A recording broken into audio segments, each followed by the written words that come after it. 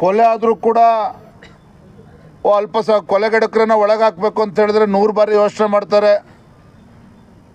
ಯಾರು ಇವತ್ತು ಲವ್ ಜಿಹಾದ್ ಪ್ರಕರಣದಲ್ಲಿ ಲವ್ ಜಿಹಾದ್ ಅಂತಕ್ಕಂಥ ಕೃತ್ಯದಲ್ಲಿ ಇದ್ದಾರೆ, ಅಲ್ಲಿ ತಪ್ಪಿತಸ್ಥರನ್ನ ಹಿಡಿದು ಹಾಕಬೇಕು, ಒಳಗೆ ಹಾಕಬೇಕು ಅಂತ ಹೇಳಿದ್ರು ಕೂಡ ಅಲ್ಪಸಂಖ್ಯಾತರಿಗೆ ನೋವಾಗ್ತದೆ. ಅಂದರೆ ಈ ಧೋರಣೆ ಏನಿದೆಯಲ್ಲ ಕಾಂಗ್ರೆಸ್ ಸರ್ಕಾರದ ಈ ಧೋರಣೆ, ಅಲ್ಪಸಂಖ್ಯಾತರ ತುಷ್ಟೀಕರಣದ ರಾಜಕಾರಣ ನೀತಿ ಇವತ್ತೇನು ಅನುಸರಿಸ್ತಾ ಇದೆ ರಾಜ್ಯದ ಕಾಂಗ್ರೆಸ್ ಸರ್ಕಾರ, ಸಿದ್ದರಾಮಯ್ಯನವ್ರ ಸರ್ಕಾರ. ಇದೆಲ್ಲೋ ಒಂದು ಕಡೆ ಇವತ್ತು ರಾಜ್ಯ ಕೇರಳ ಮಾದರಿಯಲ್ಲಿ ಸಾಗ್ತಾ ಇದೆ. ಲವ್ ಜಿಹಾದ್ ಪ್ರಕರಣಗಳು ದಿನೇ ದಿನೇ ಹೆಚ್ಚಾಗ್ತಾ ಇದೆ. ಇಂಥ ದುಷ್ಕೃತ್ಯಕ್ಕೆ ಎಸಗ್ತಕ್ಕಂಥ ಈ ದೇಶದ್ರೋಹಿಗಳೇನಿದ್ದಾರೆ, ಮಹಿಳೆಯರ ವಿರುದ್ಧ ಅಪರಾಧ ಮಾಡ್ತಕ್ಕಂಥ ನೀಚ ಕೃತ್ಯಗಳನ್ನೇನು ಮಾಡ್ತಾ ಇದ್ದಾರೆ. ನಾವೇನು ಮಾಡಿದ್ರು ಸಹ ರಾಜ್ಯ ಸರ್ಕಾರ ನಮಗೆ ಬೆಂಬಲ ನೀಡ್ತದೆ. ನಮ್ಮನ್ನ ಯಾರೂ ಕೂಡ ಏನು ಮಾಡೋದಕ್ಕೆ ಸಾಧ್ಯ ಇಲ್ಲ. ನಿರಾತಂಕವಾಗಿ ಇಲ್ಲಿ ಲವ್ ಜಿಹಾದ್ ಪ್ರಕರಣಗಳು ನಡೀತಾನೆ ಇದೆ, ಜಾಸ್ತಿ ಆಗ್ತಾನೆ ಇದೆ. ಆದರೆ ಕಾಂಗ್ರೆಸ್ ಸರ್ಕಾರ ಕಣ್ಮುಚ್ಕೊಂಡು ಕೂತಿದೆ. ಇದು ಕೊಲೆಗಡಕರಿಗೂ ಕೂಡ ಒಂದು ರೀತಿ ಇಂಡೈರೆಕ್ಟ್ಲಿ ರಾಜ್ಯ ಸರ್ಕಾರನ ಆಸರೆ ನೀಡ್ತಾ ಇದೆ.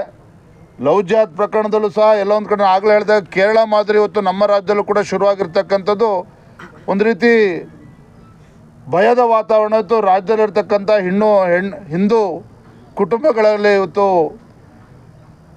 ಭಯದ ವಾತಾವರಣ ನಿರ್ಮಾಣ ಆಗಿರ್ತಕ್ಕಂಥದ್ದು. ಈ ಕಾಂಗ್ರೆಸ್ಸಿನ ಈ ಸರ್ಕಾರದ ಅಲ್ಪಸಂಖ್ಯಾತ ತುಷ್ಟೀಕರಣದ ನೀತಿಗಳು ರಾಜ್ಯದಲ್ಲಿ ಕಾನೂನು ಸುವ್ಯವಸ್ಥೆನೂ ಕೂಡ ಹದಗೆಡೋದಕ್ಕೆ ಕಾರಣ ಆಗಿದೆ. ಲವ್ ಜಿಹಾದ್ ಪ್ರಕರಣಗಳಿಗೂ ಕೂಡ ಜಾಸ್ತಿ ಆಗ್ತಾ ಇದೆ. ಎಲ್ಲಿವರೆಗೂ ಅಂತ ಹೇಳಿದ್ರೆ ನೆನ್ನೆ ಆ ಸದ್ದಾಮ್ ಹುಸೇನನ್ನು ಹಿಡಿಯೋಕ್ಕೆ ಹೋದಾಗ ಪೊಲೀಸರಿಗೆ ಅವ್ರ ಮೇಲೆ ಆ ಕಬ್ಬಣದ ರಾಡ್ ತೆಗೆದುಕೊಂಡು ಹಲ್ಲೆ ಮಾಡ್ತಕ್ಕಂಥ ಒಂದು ಘಟನೆ ನಡೆದಿದೆ. ಇಡೀ ರಾಜ್ಯ ಸರ್ಕಾರ ಇದು ತಲೆ ತಗ್ಗಿಸ್ತಕ್ಕಂಥ ಒಂದು ಪರಿಸ್ಥಿತಿ ನಿರ್ಮಾಣ ಮಾಡಿದೆ ಅಂತೇಳಿ ಸಂದರ್ಭ ಹೇಳ್ತಾನೆ.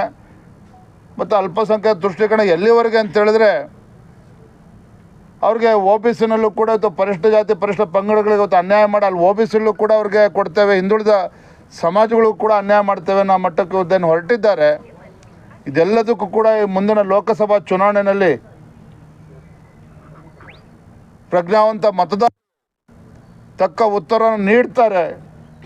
ಇಂಥ ಒಂದು ಹಿಂದೂ ವಿರೋಧಿ ಸರ್ಕಾರ ಇವತ್ತು ರಾಜ್ಯದಲ್ಲಿ ಏನಿದೆ ಇದಕ್ಕೆ ತಕ್ಕ ಪಾಠವನ್ನು ನೀಡ್ತಾರೆ.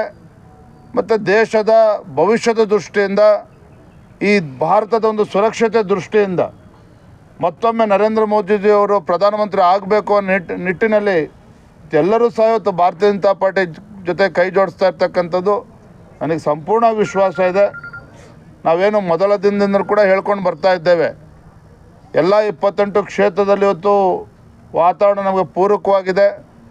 ಭಾರತೀಯ ಜನತಾ ಪಾರ್ಟಿ ನರೇಂದ್ರ ಮೋದಿಜಿಯವರು ಮತ್ತೊಮ್ಮೆ ಪ್ರಧಾನಮಂತ್ರಿ ಆಗಬೇಕು ಅಂತಕ್ಕಂಥ ಹಂಬಲ ಏನಿದೆ ಇವೆಲ್ಲವೂ ಕೂಡ ಸಾಕಾರಗೊಳ್ಳುತ್ತದೆ. ನಮ್ಮ ಎಲ್ಲ 28 ಕ್ಷೇತ್ರದಲ್ಲಿ BJP ಮತ್ತು JDS ಪಕ್ಷದ ಅಭ್ಯರ್ಥಿಗಳು ಗೆಲ್ತಾರೆ ಅನ್ನೋ ವಿಶ್ವಾಸ ನಂಗೆ ಸಂಪೂರ್ಣವಾಗಿದೆ.